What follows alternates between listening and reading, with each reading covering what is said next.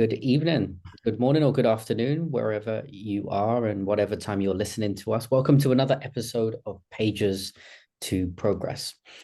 We have, I think, pretty much the middle of this, coming up to the middle of this book now. We've hit chapter 9 and chapter 10.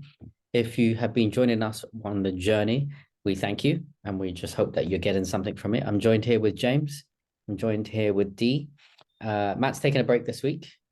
Hopefully we'll be back next week, but we're going to dive into chapter 9 and chapter 10 this week. For those of you who want to follow our journey, Dee, could you hold up the book for me, please? This is the book that we're currently going through, called Gentle and Lowly by Dane Ortland. If you click the link in the description, you'll be able to get that book, obtain it, and walk with us on this journey. And even contribute if you want on YouTube to write some comments here and there. But today we're going to review and give our thoughts on chapter 9 and chapter 10. Chapter 9 is entitled The Advocate. So let's give our reflections on this chapter. I think one of the initial lead-offs that the author is trying to make a distinction between is intercession versus advocacy. I feel like those two terms have been so closely defined that I haven't taken the time to actually recognize the differences between the two. And I think the author does a good job of trying to make that distinction. Right off the bat, on page 87, here's one of the definitions that he offers us. He expands later on this, but on page 87, an intercessor stands between two parties. An advocate doesn't simply stand in between the two parties, but steps over and joins the one party as he approaches the other. So I think this kind of fits into the theme that Dane Ortland is trying to echo throughout his book of solidarity. And the notion that Jesus isn't someone who is the big brother who stands there and all the enemies fear and quiver, but rather he is someone who is with us. One illustrative example, and then maybe I can open out to see what you guys think. I remember watching this movie. I think it was called Bruce Almighty. There was some sacrilegious moments in there, here and there, about, trying to imagine what God was like here and there. Anyway, there's a scene where the main character is given the job of God for a day, just to humor him and to make him recognize how broad and vast the role of God is. And it gets to the point that in this movie where he just zaps all kinds of things on people. Like, it's hilarious. Everybody prays to win the lottery. So he just clicks yes and everybody wins the lottery. And then the next day, everyone is angry that everyone won the lottery because everyone only got $1. Anyway, there's this scene towards the end of the movie where he changes his idea of being God. He's sitting in traffic, and there's a long line of traffic. And previously, he had split the traffic like the Red Sea. And then he was able to go because he had the power of God. But now his character has changed and formed, and he's got more acquainted with the notion of God. Instead of splitting the traffic, he gets out of his car with the powers of God. Obviously, this is just a movie, with the powers of God. And he comes to the front of the queue where the cars are. And he realizes that the reason why there's traffic is because someone has broken down. And then he helps this gentleman push the car to the side. And after he pushes the car to the side, he then calls, AAA, whatever it is, to come and fix. And in that scene, that he has the power to just click his fingers because he has the power of God to fix his engine or whatever it is, the problem, and just allow traffic to move. But he doesn't. He sides with that individual going through pain or going through a difficulty. That's how I understood advocacy in this chapter. The God who who sides with us. He could click his fingers and in an instant our circumstances change. But the value of what God offers to us is so much more. By walking down, seeing that our car is broken down and pushing it to the side with his bare hands. Anyway, I just wanted to share that. That was the image that came to my mind as he started to make those distinctions between advocacy and intercession. What are you guys' thoughts? Did anything strike you in this chapter as meaningful? Yeah, and on that note, I found it interesting that the author uh, placed advocacy in the sense that, intercession, it happened already, where Jesus mediated between, let's say, Satan, the great accuser, and God, mediated for us, between us. But then the author says, well, we can think of advocacy also as something that Jesus does for us, is for us, when it's called for. That is at the time when maybe we do sin, or perhaps when we are left to our own demise. And so then that advocacy becomes activated, basically, in the present. Appreciate that. The closest I've personally experienced was hiring a lawyer to be my advocate, because I needed it back in college when I ran many, many speeding tickets, and to the point where in New Jersey, we would accumulate points for a speeding ticket. And when you get a certain number of points, your license would get suspended. And so in desperation, I hired a traffic lawyer to come with me to court, to stand in front of the judge and advocate for me. And much to my surprise, he must have went to the judge in front and talked to him for less than 1 minute and somehow got the case dismissed. But I was very grateful, because I was very intimidated and scared to be in that court by myself. But yeah, advocacy. Very, very thankful for that in our lives. Yeah. Have you another thought that came to mind, because you're a doctor, have you ever been on call? Oh, on call? Yes, absolutely. That's Oh, the yeah. way of life. That is, yes, way of life of our training and upbringing. And so to this day, I cannot sleep deeply, because the slightest ring, buzz, sound, I'll wake up with adrenaline pumping, thinking I'm on call, ready to spring into action and go to a hospital room. But why do you ask? Well, I just thought that there might be some similarities here between the notion of a God who is on call. I never thought of it that way. Then I truly am amazed that God is on call 24/7. That would be very, very difficult. That's it's a lot of responsibility. We're talking about the notion of advocacy is this notion that he is accessible to us when we need him. Yeah, in fact, I think as a human physician, we are very limited in our availability, even though we're supposed to be available to our patients. But that's why we take turns being on call. But I remember there was a very well-known neurosurgeon in our community up north who gave his personal cell phone to all his patients upon whom he did surgery, so that he would be available for them all the time. And that's exceptional. That is definitely not the rule, and more the exception.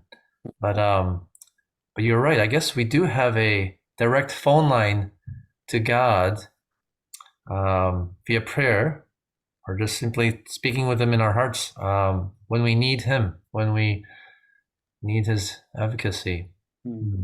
Yeah. Dee, how did you trace the view of advocacy in this chapter in comparison to how you see advocacy?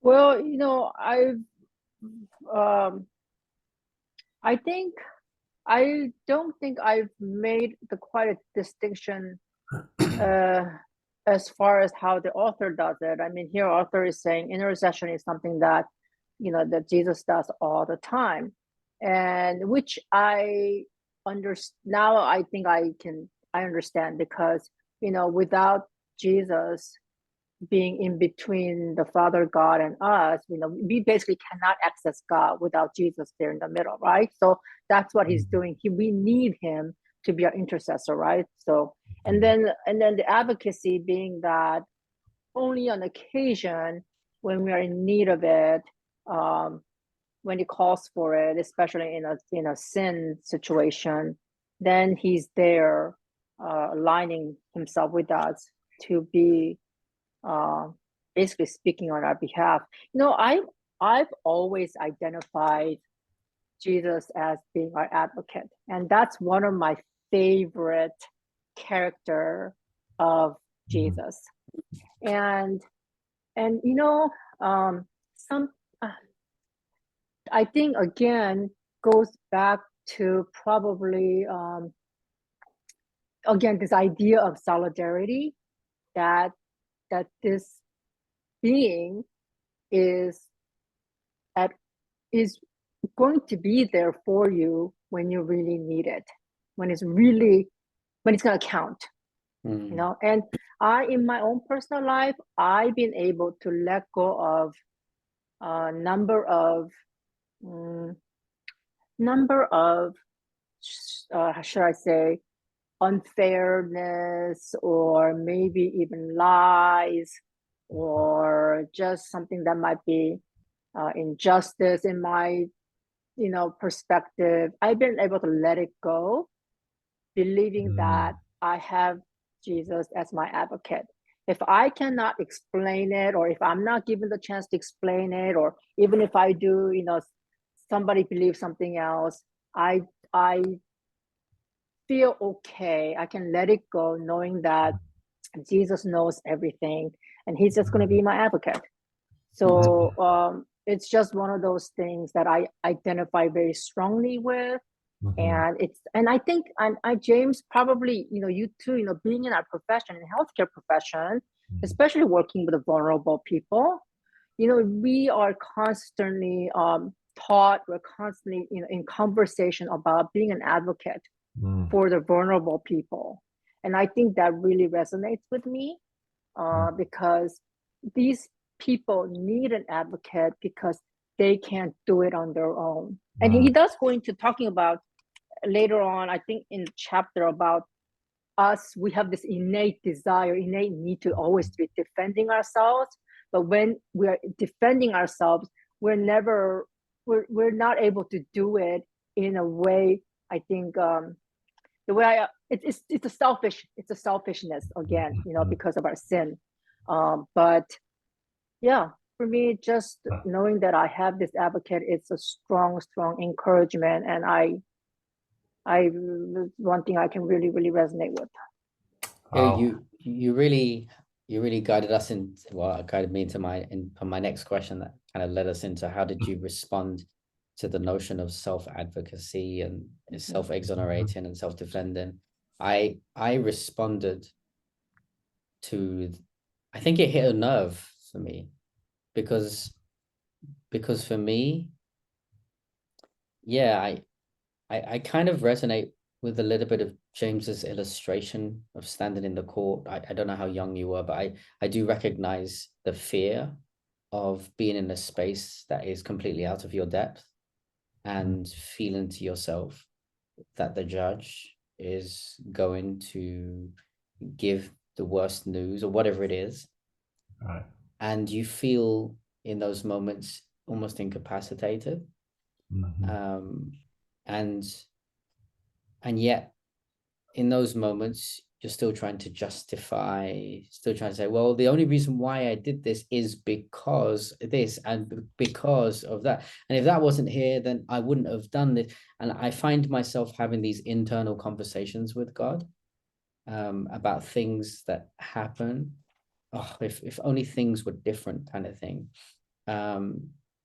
to remove blame and to try and make a case for myself as a good human being and one that does not need to be under the hammer, so to speak. But I feel like that tension between my self-advocacy and the reliance on Jesus's advocacy for my life is what it means to be a Christian. I feel like there are moments where I teeter more on the self-advocacy, and there are moments where I just recognize, you know what? I'm guilty. And I'm just going to hand this over to someone who can handle that and deal with that. There was a quote on page 92 at the bottom, talks about times where we feel like we need the advocacy of God. One of those moments might be what he terms as spiritual blankness. He says, who is Jesus? Right at the bottom of page 91. Who is Jesus in these moments of spiritual blankness?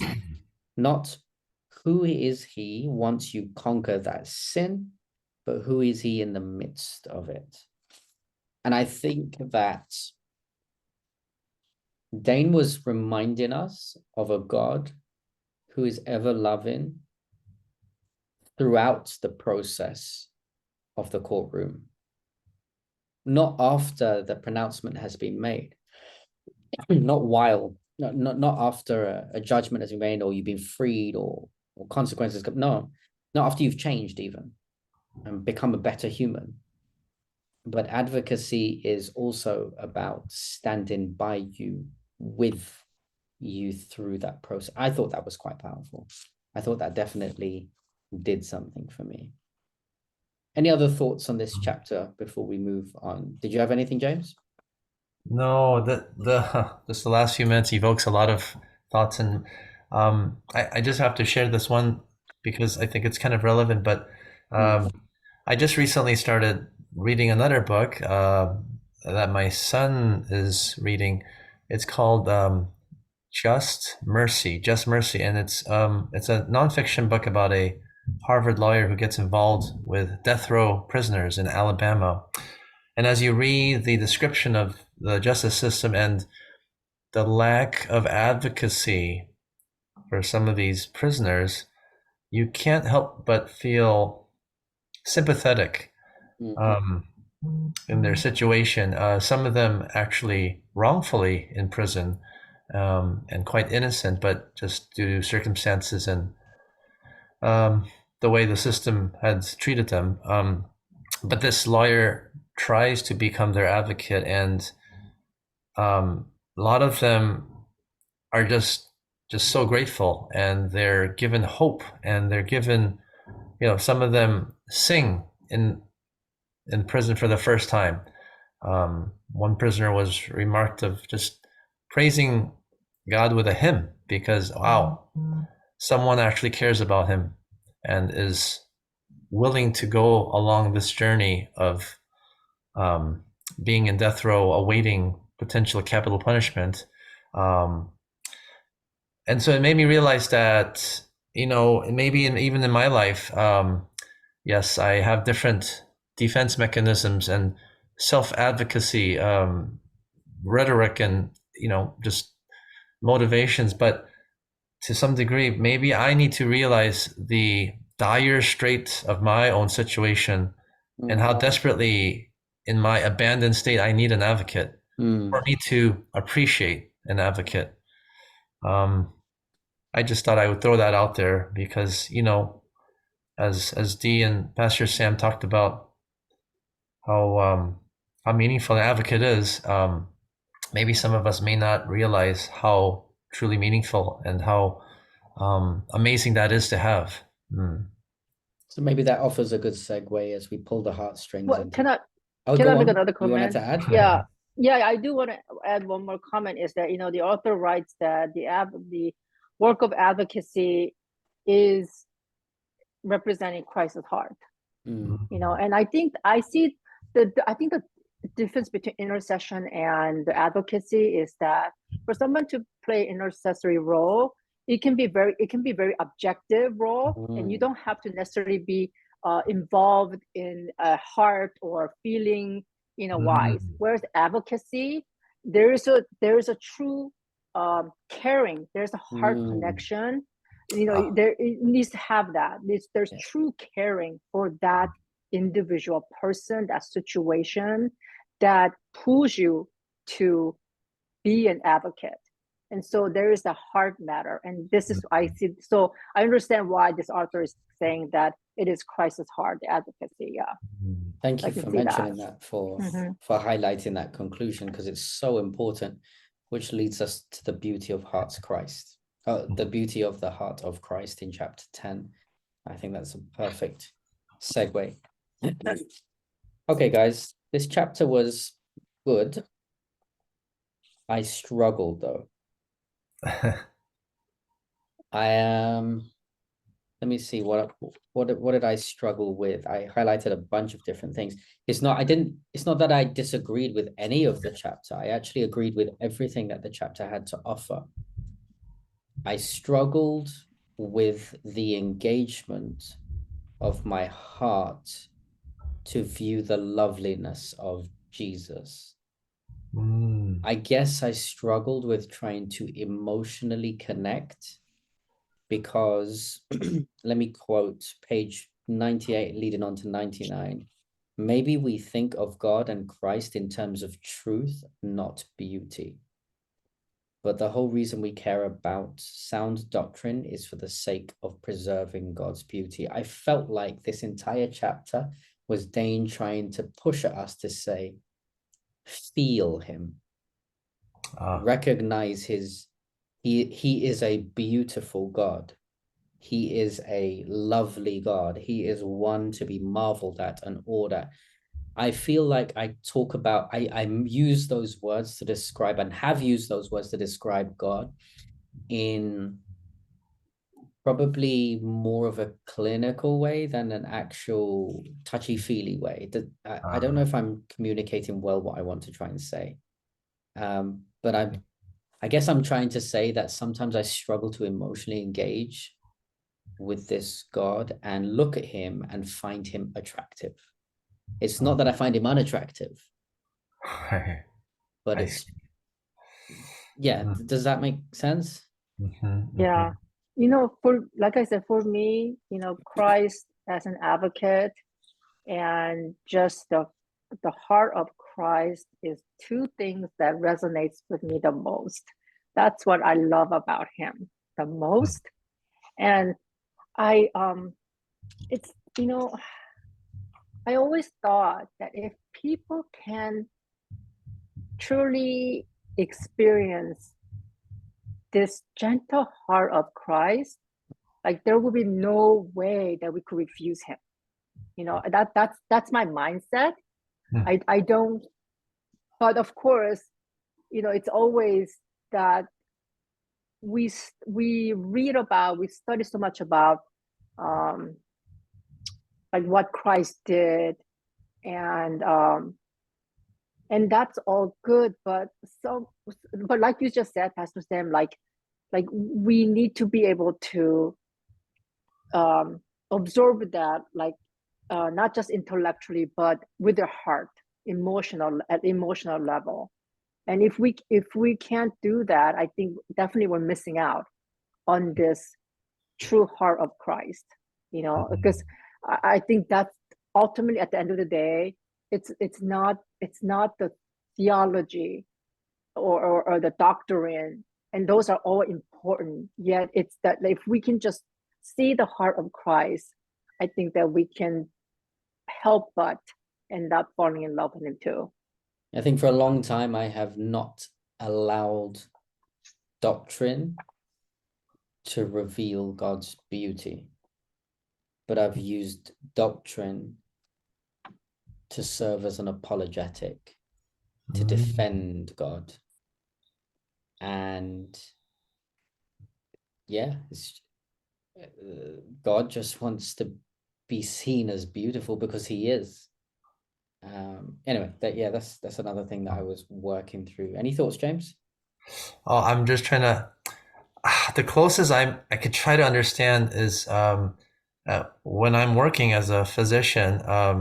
Just I think a lot of scientific knowledge and things. So if someone were to come to me who's new and said, "I just got cured of this infection without the need for the usual necessary antibiotics because someone prayed for me Mm, and I was miraculously healed." Well, it's hard for me to, without thinking of the mechanism and the knowledge, bypassing that where, well, it was likely your immune system. It's your white cells that killed it off. And right, right. okay, if there was some connection between maybe that prayer and maybe boosting your immune system because you knew that, then maybe okay, I could accept that. But Mm-hmm. but I guess the closest I could understand as Dee was explaining that emotional response is as important as the intellectual is music.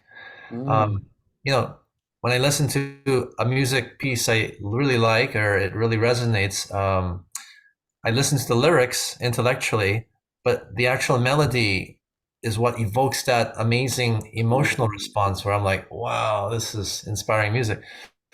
Um, and I guess maybe we all need that or it perhaps would paint a more robust or complete response to the beauty of the heart of Christ. That's not really giving an explanation how, but just simply what it might be like, perhaps. yeah, that I was. like the analogy. I really like that. Mm, Because I feel like the lyrics of the song is like the theology and doctrine, as melody Uh-huh. is like your heart response. Yeah, And you and can't really, that makes you sense. need both. You need both Yeah, you need both. to really make the song, right? but Yeah, it is, isn't it true that we have listened to songs without music and just lyrics for a long time? Yes. Yes. And in the same way, isn't it not true that it is problematic to listen to music without lyrics? Mm. mm, no, not me. No, I'm not. I guess I'm trying to follow Well, the analogy. Is this I'm just not a trying, it's not but another because I understand there are yeah, instrumentals. I understand there are yeah. instrumentals, but I'm just using the analogy of there is a twofold revealing of Christ in our Mm, lives, which is the theological, and then there is the personal, the mm. heart. To use his poetic words, he says it is middle of page 99, it is a heart that throbs with desire for the destitute. That Mm, it's that kind of heart. mm, He goes on to say, why not build into your life unhurried quiet, where among other disciplines you consider the radiance of who he actually is, what animates him, what is his deepest delight is. Why not give your soul room to be re-enchanted with Christ's time and again? I'm just going to be honest here. These words could be used to describe a romantic affection. mm. That's fair. That's what I thought when I read that. Mm. I thought, yeah, I would probably try to do that if I wanted to build a close connection with someone on that level. And That, so it just led me to the conclusion that I think he said it somewhere in this chapter that God wants to be in romance with us. mm. page 99 Oh, in the middle. Yeah. Mhm. Romance the heart of Jesus. So let the heart of Jesus be something that is not only gentle towards you, but lovely to you. If I may put it this way, romance the heart of Jesus. Well, there we go. All I mean is ponder him through his heart. Mm. Allow yourself to be alert. Hmm. wow. Hmm. Yeah. Many years ago, I was one of those people. Every time somebody said, when they talked about falling in love with Jesus, right? Falling in love with Jesus, I sit there, roll my eyes, and I'm like, oh my goodness, here we go again. Is this even possible? How, it's like, what is this, But I fell in love with Jesus. I fell in love with him. And I was thinking at the time, I was like, you know what? I will be fine telling people that I am in love with Jesus. And if they think me a fool, so be it. I don't care. That's what yeah. Amen. It really does bring to my attention the reality when you look at scripture. Like, there is a higher percentage in scripture of poetry and song than there is of just narrative. And that is not an accident. It isn't. Creativity becomes the vehicle for the human soul to connect with the heart of God, or the heart of humanity to connect with the heart of God. And if we don't see that and experience that, and I think, for those who might be listening who find it quite difficult to engage their heart with God's heart, I think it begins in looking in those spaces where your heart does engage. So like James spoke about, music is for him one of those spaces where he recognizes, this isn't just here, this is here. And I think if we were more intentional about that, we would start to see his beauty in such a more vast way. Any final thoughts before we wrap up, guys? Page 97 at the bottom, it says that seeing God's greatness is not our deepest need, but seeing his goodness is. And I think, wow. I made a note here that I think the greatness of God, the power of God, we see, in the Old Testament, right? Whereas his goodness is more focused on the New Testament. And I think this is true. I mean, people need to see the goodness, and because it's always been, God has been always this power, not just power, but this kind of like a angry, scary power, right? Whereas New Testament is really about, talking about the heart of God as manifested through Jesus Christ. And I think this is what we need to see and experience. Yeah. Thanks for that.